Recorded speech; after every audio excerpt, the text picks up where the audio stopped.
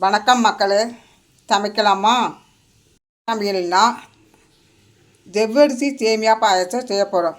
வாங்க எப்படி பண்ணலாம் பார்க்கலாம். வாங்க மக்களே. இப்போ நம்ம தேவையான பொருட்கள் நம்ம சொல்கிறோம். இந்த சேமியா ஒரு கப்பு எடுத்துக்கோங்க. ஜவ்வரிசி அரை கப்பு எடுத்துக்கோங்க.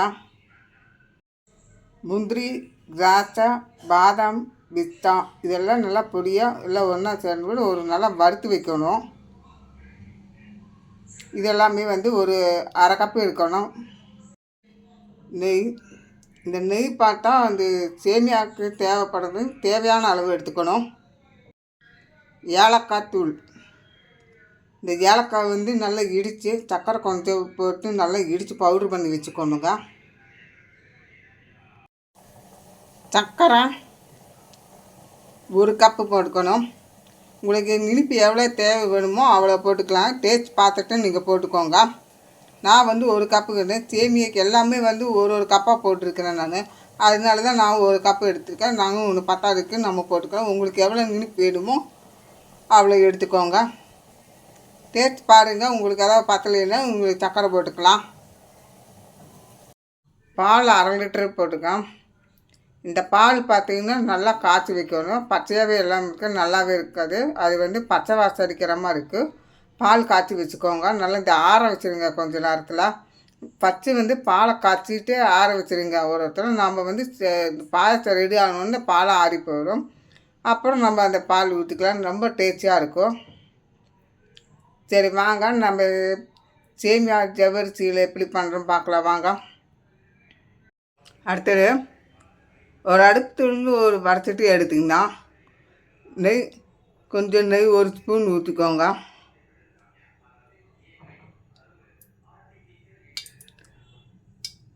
நெய் நல்லா உறிஞ்சோன்னா முந்திரி, பாதாம், பிஸ்தா, திராட்சை இதெல்லாமே வறுத்து எடுத்து வச்சுக்கணும். நெய் நல்லா உறிஞ்சக்கு முந்திரி, திராட்சை, பாதாம், பிஸ்தா இது எல்லாமே போட்டு வறுத்து எடுத்து வச்சுக்கணுங்க. ஸ்டவ் பார்த்திங்கன்னா கொஞ்சம் கம்மியாக ஸ்லோ பண்ணிக்கோங்க. ஏன்னா ரொம்ப பெருசாக வச்சு எனக்கு கருகிடும். எவ்வளோ ஸ்லோ பண்ணணுமோ மெதுவாக வறுத்து எடுத்து வச்சுக்கோங்க. கறி போடாமல் இப்போ லேசாக நல்லா வறுத்து எடுத்து வச்சுக்கோங்க.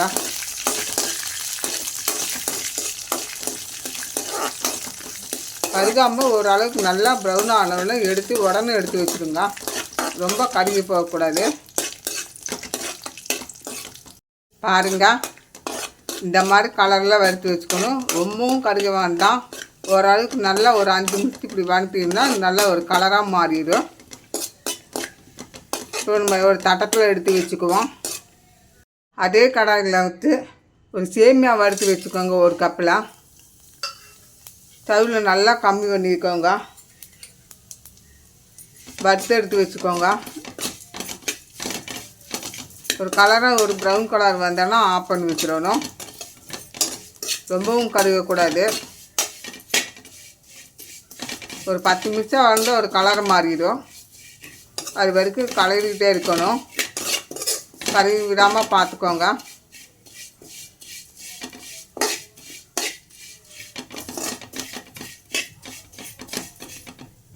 பாருங்க, இப்படி கலர் மாறி இருக்கு.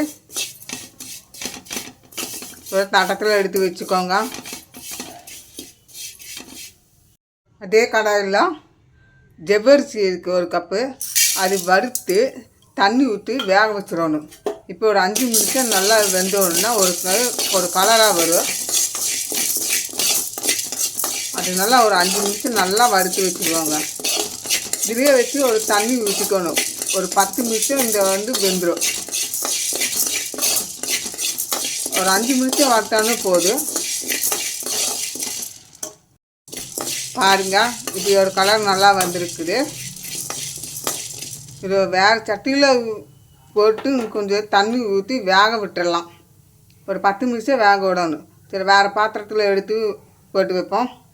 பாருங்க, ஒரு வேறு சட்டியில் எடுத்து இந்த மாதிரி ஒரு பாத்திரத்தில் எடுத்தால் நாங்கள் ஒரு பாயசம் நல்லா கலருக்கு நல்லாயிருக்கும்.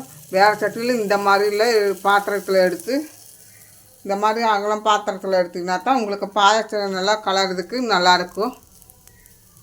இப்போ ஜவ்வரிசி வந்து ஓரளவுக்கு வெந்திருக்கு. ஒரு தண்ணி ஊற்றிக்கணும் வேக விடுறதுக்கு.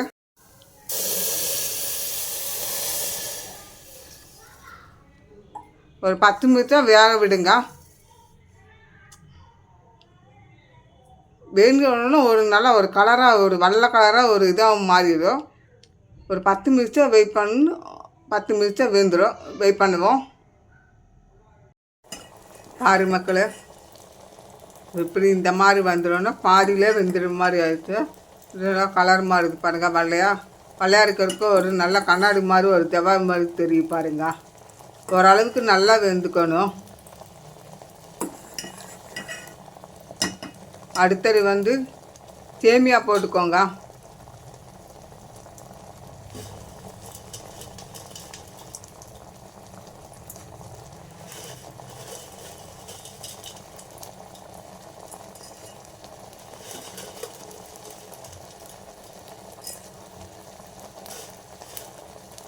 சேமியாவும் இதுக்குள்ளே நல்லா கொஞ்சம் தண்ணி ஊற்றிக்கோங்க. அப்போ தான் இந்த சேமியா ஜவ்வரிசி கொஞ்சம் நல்லா வெந்துடும். கடைசியாக தான் பால் ஊற்றணும். இப்போவே நீங்கள் பால் ஊற்றுனீங்கன்னா அது வந்து ஒரு பித்து பித்தாக ஆகிடும், நல்லா இருக்காது. முதல்ல இந்த தண்ணி சேமியாவும் ஜவ்வரிசி வச்சு நல்லா வேக விட்டு கடைசியாக தான் நீங்கள் வந்து பால் ஊற்றணும். அப்புறம் உங்களுக்கு கரெக்டாக இருக்கும். பாருங்க, ஓரளவுக்கு நல்லா சேமியாவும் வெந்தயமும் ஜவ்வரிசியுமே நல்லா வெந்துருச்சு. ஸ்டவ் கொஞ்சம் அடுப்பில் வந்து கொஞ்சம் கம்மி பண்ணிக்கோங்க. அப்போ பால் ஊற்றும் போது உனக்கு கரெக்டாக இருக்கும். கொஞ்சம் கம்மி பண்ணிக்கோங்க. பாருங்கள், இல்லை இவ்வளோ கெட்டியாகிடுச்சு. நம்ம கொஞ்சம் பால் ஊற்றிக்குவோம். ஸ்டவ் கம்மி பண்ணிவிட்டு பால் ஊற்றிக்கோங்க.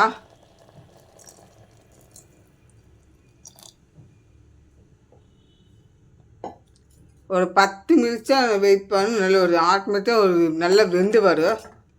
இந்த பாலையே வெந்துருக்கும். ஜவ்வரிசியும் சேமியாவும் நல்லா வெந்துடும். பாருங்கள் எவ்வளோ நல்லா இருக்குது பார்க்குறதுக்கு. இல்லை வெந்தோன்னா நம்ம அடுத்தது சர்க்கரை போட்டுக்குவோம்.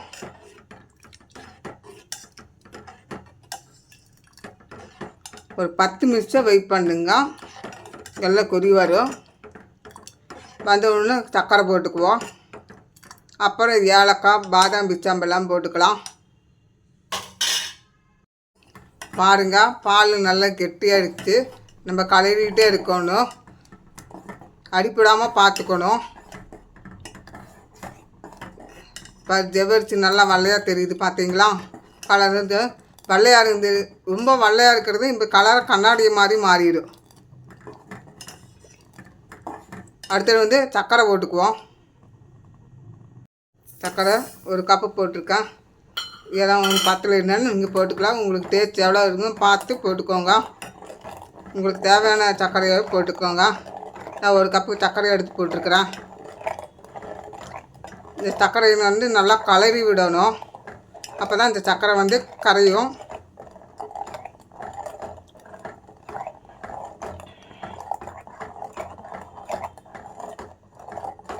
அடுத்தது ஏலக்காய் தூள் போட்டுக்கோங்க. இது நல்லா 10 நிமிஷம் நல்லா இருக்கும். பாருங்கள் எவ்வளோ நல்லா இருக்குது. சர்க்கரை போட்டு நல்லா கரைச்சிருக்கிறேன். நான் ஒரு கப்பு போட்டு சர்க்கரை பத்தலையும் இன்னொரு கப்பு ஊற்றிருக்கேன். 2 கப்பு சர்க்கரை ஊற்றிருக்கேன். டேஸ்ட் பார்த்துட்டு உங்களுக்கு தேவையான அளவுக்கு சர்க்கரை போட்டுக்கோங்க. இந்த மாதிரி நல்லா இருக்கணும். ஏலக்காய் தூள் எல்லாம் போட்டு நல்லா கலரி விட்டாச்சு. கொஞ்சம் நெய் சேர்த்துக்கோங்க. கொஞ்சம் நெய் சேர்த்துக்கிட்டேன்னா இன்னும் டேஸ்ட்டு நல்லாயிருக்கும்.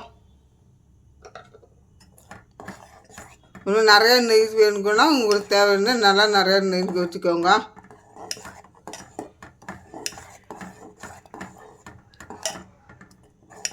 அடுத்தது முந்திரி, திராட்சை, பாதாம், பிஸ்தா இதெல்லாம் போட்டுக்கலாம். பாருங்கள், எல்லாம் ஒரு 5 நிமிஷம் நல்லா வேலை இருக்கு. பாருங்கள் எவ்வளோ நல்லாயிருக்கு. பாயாசம் ரெடி ஆகிடுச்சு. ஜவ்வரிசி சேமியா பாயசம் ரெடி ஆகிடுச்சு.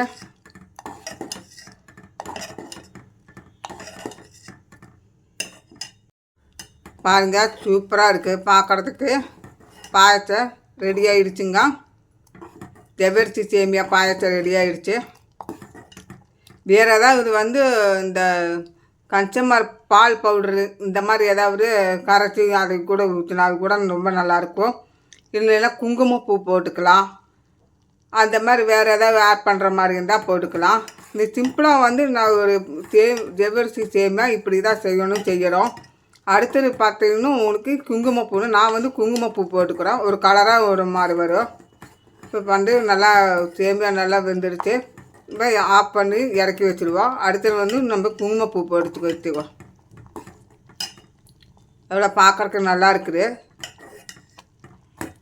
பாருங்கள். இந்த குங்குமப்பூ போட்டுக்கோங்க. கொஞ்சம் போட போகுது. இது மேலே ஊற்றிட்டு ஆற வச்சு ஒரு கலர் ஒரு 5 நிமிஷம் குங்கும கலருக்கு கலர் மாதிரி வரும். அவ்வளோதாங்க, ஜவ்வரிசி சேமியா பாயசம் ரெடி ஆகிடுச்சு. ஜவ்வரிசி பாயசம் ரெடி ஆகிடுச்சு. பாருங்கள் எவ்வளோ நல்லாயிருக்கு. இந்த மாதிரி எல்லாம் செஞ்சு பாருங்கள், சூப்பராக இருக்கும். இந்த பாயசம் பார்த்தீங்கன்னா எந்த விசேஷத்தினாலும் இந்த மாதிரி செஞ்சு கொடுக்கலாம். பிறந்த நாளுக்கு யூஸ் பண்ணலாம். நோம்பியான இந்த மாதிரி எல்லாம் பண்ணி கொடுக்கலாம். இந்த சாமிக்கு பூஜையை கூட இந்த மாதிரி பண்ணி வைக்கலாம். குழந்தைங்கலேருந்து பெரியவரை வரைக்கும் இருக்குது. இதில் என்ன செஞ்சு போட்டுன்னு நினைக்கிறேன். இந்த பாதாம் போட்டு எல்லாமே போட்டிருக்குறோம். நம்ம பாதாம், பிஸ்தா, முந்திரி, திராட்சை இதெல்லாம் போட்டிருக்குறோம். இதெல்லாம் நம்ம இதை போட்டிங்கன்னா இன்னும் நல்லா டேஸ்டியாக இருக்கும். சாப்பிட்டு பாருங்க. இந்த பாயசம் எப்படி இருக்குதுன்னு பார்த்து இந்த கமெண்டில் சொல்லுங்கள். எவ்வளோ நல்லா இருக்குது பார்க்குறதுக்கு. சூடாக சாப்பிடும்போது நல்லா இருக்குது.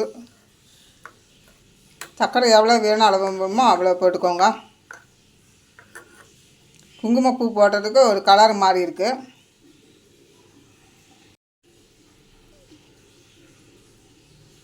சரி, இது பண்ணி பார்த்துட்டு கமெண்டில் சொல்லுங்கள்.